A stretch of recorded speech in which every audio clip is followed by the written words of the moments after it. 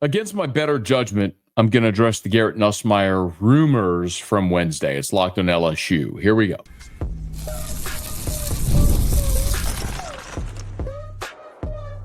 You are Locked on LSU, your daily podcast on the LSU Tigers. Part of the Locked On Podcast Network, your team every day. Okay, let's get it. It is Locked on LSU, your team every day. I'm your host, Matt Moscona. Thanks so much for making us your first listen. We are free, available wherever you get great podcasts, of course, on YouTube as well. So please subscribe. As always, one of the fastest ways to help us grow is by leaving your comments below. So thank you sincerely for that. A lot to talk about today. I do want to talk about Garrett Nussmeier, Cade, Klubnik, and sort of a side-by-side of the LSU and Clemson rosters. This, as we record, for Thursday's show, the Tigers did practice Wednesday with no media availability. Thursday is a recovery day for LSU. They're back on the practice field Friday with full media access, and then a scrimmage Saturday where the media is invited to attend as well. So we'll have an update. And no doubt when the gates open to practice on Friday, the first thing most everyone is going to be looking for is the red jersey with a 1 and a 3 on it. To see if Garrett Nussmeier is, in fact, out there and upright and healthy and doing all the things we would expect him to be doing. That's because on Wednesday, the internet was set ablaze with rumors that something had transpired at practice when the media was not invited to attend and that Garrett Nussmeier apparently had suffered some kind of injury. I don't want to speculate any further than that. I mentioned in our open that it's against my better judgment that I'll talk about this because I'm generally not going to talk about rumors, things that are completely unfounded or not based in any type of credibility. And the reason I'm going to talk about this today is I'll give you kind of a funny anecdote. Not funny, haha, but maybe you'll understand. So I remember I went to Catholic school all my life, and we would sometimes go to retreats or different things, and you'd hear this story about the Starfish. You probably heard it. It's a little boy who was walking on the beach, and tide had come in, and all these starfish were washed, thousands, as far as the eye could see, washed along the beach. And the little boy's picking up starfish and throwing them back in the water. And a man walks up and says, young man, what are you doing? Look at all these starfish. You can't possibly make a difference. There's thousands upon thousands of starfish on this beach. And he stops and thinks and picks one up and throws it in the water and says, I made a difference for that one. And I'm not trying to be silly, but my hope in talking about this is that I understand in me discussing this right now, it's not going to make a difference for the lion's share of people. But maybe there's one person listening who will understand what I'm about to say, and it'll make a difference, and so that'll make it worth. You might have already turned off this episode. This may be the point where you tune out. And I swear to you, I promise, I really promise, I'm not trying to be preachy. I hope this doesn't come across that way. I know it will to some, but maybe it's just a chance I'll take. So the thing that I would encourage you is there was a rumor started somewhere. I don't even know where, to be honest. I spend all day creating content. From the moment I wake up, I do a show called Morning Scone. To the moment I'm recording this, it's 12:21 a.m. I'm recording this right now at 12:21 a.m. on Thursday, August the 7th. I spend all day of my life creating content. Wake up, do Morning Scone. I got multiple full-time jobs. I do my afternoon radio show. After work on Wednesday, I went and spoke at the St. Thomas More Men's Club meeting. Didn't leave that till after 9 p.m. Came home, was on dad duty, tried to do a little bit of fitness, sauna, workout, showered, and now I'm recording this at 12:21 a.m. I don't lock into message boards or podcasts or what the Twitter rumors are or anything like that. But on Wednesday afternoon, my Twitter mentions, my show text line, my DMs, everything were popping, and it was all about Nussmeier, and it was wondering if he had suffered an injury at practice. And I didn't have the answer. There was no media availability. But there was enough people insinuating that or asking about that I thought to myself, I need to ask about this. So I started to text people on staff, coaches, analysts, athletic administrators, boosters, everybody I know who might know something to see if I can get an answer. Because if something did happen, I need to know. And almost immediately, most people didn't respond, but almost immediately, I got a response from one very high-ranking person within LSU athletics. Let's say that. I'm not even going to tell you specifically anything more than that. And this person replied to me 4 words. Crazy rumors. He's okay. Exclamation point. And the point that I'll make is this. Trust the source. Or, better yet, consider the source. I know that's easy to say but hard to understand, but let me try to make it make sense. Again, this is going to sound preachy and some of you are going to hate it. What do you do for a living? You, driving, waking up on the treadmill, whatever what do you do? Watching, listening, what do you do for a living? Maybe you're in sales. Could I be so audacious as to assume that, let's say you're in medical sales. I don't know what you do. But what if I said, I could walk into your job today and I could land the biggest account in one day with no training? You'd laugh at me, wouldn't you? What if you're a teacher and you've been a teacher for a dozen years and you've taught thousands of hours, literally thousands of students, thousands of hours. And I said, I could walk in front of a classroom today and be better than you. What if you're a police officer? What if you're a surgeon? What if you're an attorney? What if you're an attorney and I said, I could walk into court and defend a case better than you? Class action lawsuit, let's go. I could do better than you. No training. The point is, that's silly. What if you're an engineer? What if you're a welder? Whatever you do, it doesn't matter what you do. It's no different here. Because for people that are on a beat, you spend all of your time trying to develop credibility and cultivate relationships and credibility to be able to get good information. And something I've learned, this is my 19th year covering LSU football, by the way, 19th season I've been covering LSU football. It takes so much time and effort to develop relationships, to have people respond to you like the person that responded, the text I just shared with you. To get that type of response instantly from someone like the person that responded to me, it takes years to get that type of credibility. And if you go to Twitter or a message board or wherever and see an anonymous person put something out that whatever, consider the source. When Shams Charania reports that Luka Doncic has been traded to the Lakers, take it to the bank. Done deal. When Adam Schefter reports Tom Brady is retiring, don't care what Brady says, take it to the bank. Done deal. If you don't know the person on Twitter, message boards, wherever, that's suggesting something, don't believe it. Don't believe it. I don't know what else to tell you. And what sucks, candidly, is I had to spend a chunk of my day asking people in very high-ranking positions around LSU who trust me to be credible if this stupid thing was real or not. And turns out it's not. But then I'm out there asking them about stupidity. But I have to, because what if it is true?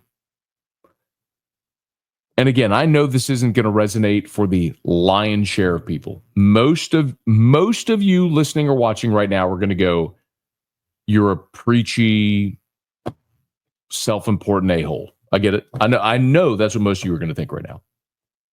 But maybe for the 1 or 2 or 5 or 10 of you who watch this or hear this, maybe, just maybe, this will resonate to where you will move forward. And whenever anything pops up, you will consider the source moving forward.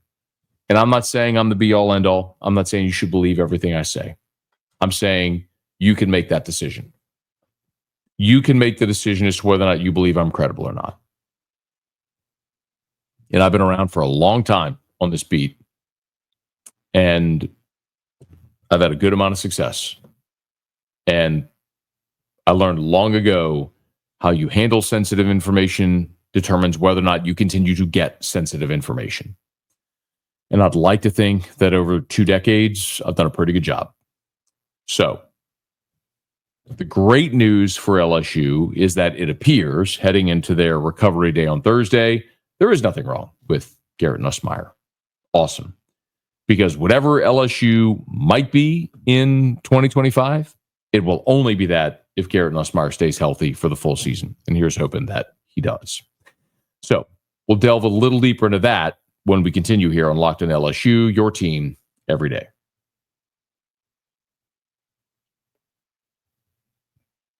Summer sports are in full swing. And whether you're all about baseball under the lights, golf on the green, or high-stakes soccer action, FanDuel is the best way to make every game even more exciting. You're already following the action, so why not make it a little more thrilling? With FanDuel, you can get in on the game while your friends are getting sunburned at the beach. Listen, I love FanDuel because I can track my favorite matchups.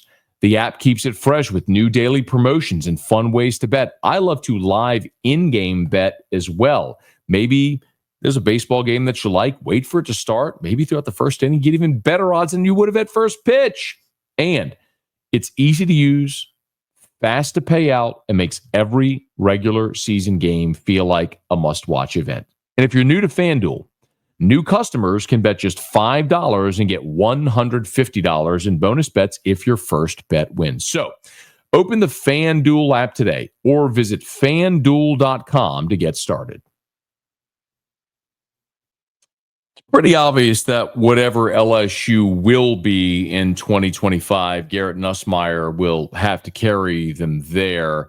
Our friends over at FanDuel have updated Heisman odds, and probably not a tremendous surprise, but just when you look at the top, you see 3 quarterbacks. Arch Manning from Texas is plus 700. Cade Klubnik from Clemson, LSU's season opening opponent, is plus 900. Garrett Nussmeier, also plus 900. After that, Jeremiah Smith from Ohio State, plus 1,100. Ty Simpson from Alabama, plus 1,600. Lenore Sellers from South Carolina, plus 1,700. Couple of quarterbacks that LSU plays. Drew Aller, Julian Sands, Sam Levitt, Dante Moore, some of the others that follow. John Mateer from Oklahoma at plus 2,500. Jackson Arnold, Gunnar Stockton, DJ Lagway also on the list following. And that makes a lot of sense, right? I don't think it's any tremendous surprise because if you're going to win the Heisman Trophy, by and large, guys that win the Heisman or are finalists for the Heisman are guys that put up great stats on teams that win a lot of games. So you look at the teams that we just rattled off there, Texas, Clemson, LSU, Ohio State, Alabama, South Carolina, Miami, Penn State. Those are all teams that could very well be in the college football playoff. The exception is someone like Travis Hunter, who was a two-way superstar on a 9-win team that won the Heisman Trophy. Jaden Daniels, of course, in 2023 won the Heisman Trophy on a 9-3 football team, but had an otherworldly type season, but still a quarterback. Caleb Williams, quarterback. Bryce Young, quarterback. Devontae Smith, a receiver in 2020, became the first receiver to win it since, well, I guess you'd have to go back to Charles Woodson in his amazing season back in 1997. Burrow, Kyler Murray, Baker Mayfield, Lamar Jackson, all quarterbacks. Derrick Henry broke the streak, but Marcus Mariota, Jameis Winston, Johnny Manziel, RG3, Cam Newton, all before him. The point is, and I think you get it, it's a quarterback award. If you're a quarterback, put up good stats on a team that wins a lot, you're probably going to be in New York for the Heisman ceremony with a great chance to win it. Both Garrett Nussmeier and Cade Klubnik will have a great shot at that. Now, The one big question, though, is what LSU has after Garrett Nussmeier. They're with a couple of players, a couple of scholarship players that came in as quarterbacks in both Michael Van Buren, the transfer from Mississippi State, and Colin Hurley, the redshirt freshman. And Brian Kelly, after practice on Tuesday, was asked about both Van Buren and Colin Hurley and what he's seen from both those guys so far. I think it's the details. You know, they're talented players. Both of them can play in the SEC, but talent is just one thing, right? You've got to be able to not have those moments where, the ball's on the ground or, you throw a pick six. I just want them to eliminate the big mistakes. Let them be athletes. Let them be who they are. They're not the same quarterback. They have different kind of traits. But, what can you do? Again, I come back to this, model of consistency is about, can you stay laser focused every single snap throughout the entire practice? And so that's really what I'm trying to get out of both those guys. And they've had their moments. We need to get it to a point where it's much more consistent. That is a very kind way of putting it. One of the things we've talked about pretty consistently here throughout fall camp is the general lack of accuracy throwing the football from both, but it hasn't just been that. You heard Brian Kelly talk about the laser focus. The last time we got to see practice was on Tuesday, and in the first 11-on-11 period when the twos went out there, Michael Van Buren got 2 reps, and then Colin Hurley got 2 reps. On Van Buren's 2 reps, the first with Cohen Eccles at center, was a high snap over Van Buren's head, and then a run by Harlan Berry where P.J. Woodland came up with the tackle. Then Colin Hurley went in. His first rep was a reception to Xavier Thomas over the middle for 9 yards, and then he fumbled a handoff, did Colin Hurley. When they went into the next 11-on-11 period and the twos went out there, it was Michael Van Buren who went out there first, and we saw a 4-yard run, a loss of a yard, then on 3rd and 7, an incomplete pass intended for Barry and Brown that was broken up by P.J. Woodland. The point being, I can even go back to the first. I'm looking at my notes right now. If you're watching, you'll see I literally have my notebook right here with me open. If I go back to literally the very first day of fall camp, and when they were inside running a team drill inside, this was a hurry up, no huddle team drill.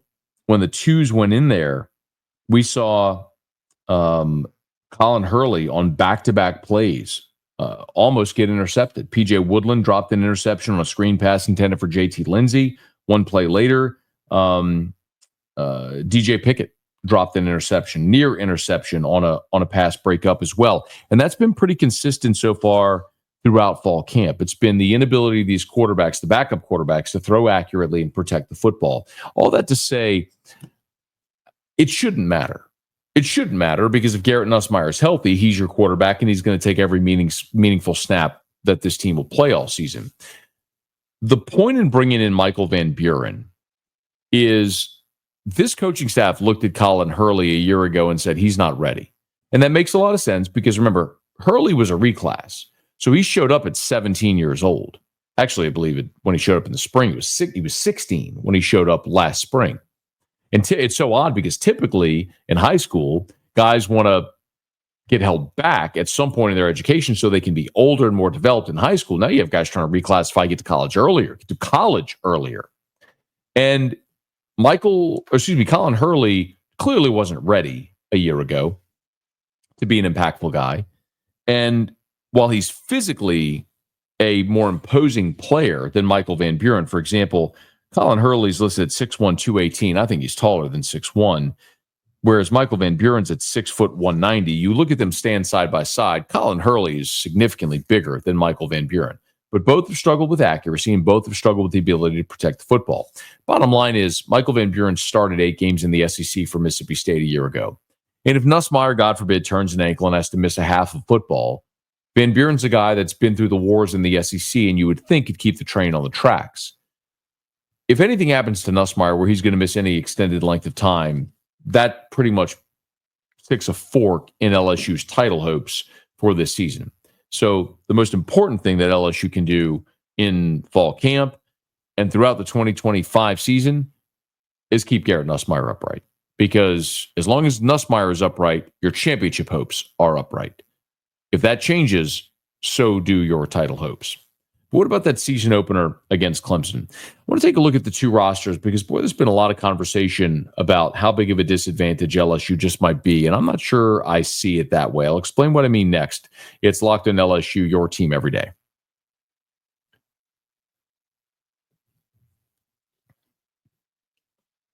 On August 30th, LSU is going to take on Clemson at Clemson. And if you're an everydayer and shout out, you've heard me say this before, but I look at Clemson in two very polarizing ways. On one hand, I see the team that in the 24/7 Sports Team Talent Ranking Index has Clemson as the most talented team by far in the ACC and one of the most talented in the country. I see Cade Klubnik returning. I see the top three receivers, Antonio Williams, Bryant Wesco, TJ Moore from last year, all returning. I see some really impactful defensive players like TJ Parker, Avion Terrell, AJ Terrell's little brother, Peter Woods back at defensive tackle. There's a lot of really talented guys back on this Clemson team that returned 16 starters from a playoff team. And all that is very true. The other side of it is this was a Clemson team that a year ago was not always great. This is a Clemson team that a year ago lost at home to Louisville. This is a Clemson team that a year ago lost at home to South Carolina, this vaunted place where LSU is going to have to try to go figure out a way to get a win. This is a Clemson team that got throttled by Georgia in the opener 34-3, a Georgia team that didn't really look very Georgia-like a season ago. So on top of that, this was also a Clemson team that only made the college football playoff because Miami threw up on itself. Miami had a big lead in the final weekend at Syracuse, blew that lead. When Syracuse upset Miami, it opened the door for Clemson to get into the ACC championship game where they played SMU. Big whoop. Not a great SMU team. An SMU team that played Penn State in the opening round of the college football playoff and got dog walked. So Clemson beats SMU, no biggie. They get in the playoff and they lose to Texas in their opening game of the playoff, 38-24, in a game that quite honestly wasn't very close. So I don't really know what to make of Clemson. They're a team that made the playoff a year ago, but they also made it as a 3-loss football team that lost 2 home games and made it in by winning a weak conference and beating SMU. What really should we make of that? I don't know that I have a great answer. So I'm a little iffy on Clemson, but here's what I will say. If you were to look at LSU's roster and Clemson's roster side by side and try to assess which roster is better, we've talked about, for example, the blue chip ratio that our friend Bud Elliott put out at 24/7 Sports. And my argument with the blue chip ratio is they have not found an effective way to factor in the transfer portal. For example, AJ Halsey is one I bring up often. AJ Halsey's a guy that was a low 3-star, somewhere in the 900s nationally when he signed with Houston, or when he signed with New Mexico. Plays a year at New Mexico, 2 years at Houston, was all Big 12 a season ago, tied for the conference lead in interceptions. He's played in 36 games with 33 starts. That is a massively impactful addition for LSU, but he doesn't really resonate for you on the blue chip ratio or on a talent index or any of these other things you look at. But I guarantee you 13 is going to take meaningful snaps for LSU. So I look up and down and I go, all right, if I went position by position, how would it look if I was gauging LSU and Clemson? So if we look at quarterback, you ask LSU fans, they'll take Nuss. You ask Clemson fans, they'll take Cade Klubnik. Nuss is the leading returning passer in college football, but Cade Klubnik threw for 36 touchdowns and 6 interceptions. More touchdowns, fewer picks than Nuss. So it kind of feels like a push. So take it for what you will. At running back, LSU absolutely has the edge there. Phil Maffa, an 1,100-yard rusher for Clemson a year ago, is gone. The leading returning rusher for Clemson is Cade Klubnik. Caden Durham's back for LSU. Caleb Jackson's back for LSU. Yes, LSU has the advantage at running back. At wide receiver, Clemson returned its top 3 wide receivers from a year ago. But I do believe LSU is a deeper receiving room than Clemson's. Take it for what you will. I think they're both top 5 in the country. I think it's a push. Call it what you want. Offensive line is decidedly in favor of Clemson with 4 starters returning while LSU is replacing 4 starters. And tight end is decidedly in the favor of LSU.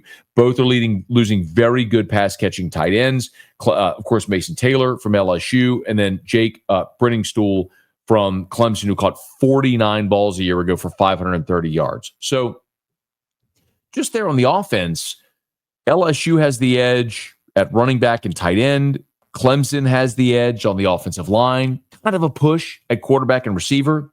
And if you look at defense, defensive tackle, give the edge to Clemson. Defensive end, what LSU did in the portal leans it toward LSU.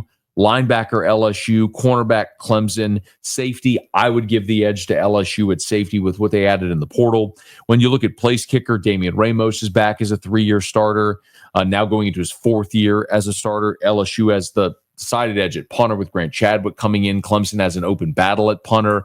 And return specialists, LSU's got Barry and Brown and a host of other players, Xavier Thomas, Aaron Anderson, who are all great return specialists. Point is, you look up and down the rosters, it's a really close matchup that we're going to see on August the 30th in Clemson, South Carolina, with a ton on the line for both teams. And we'll be talking about it leading all the way up here on Locked On LSU. Do me a favor.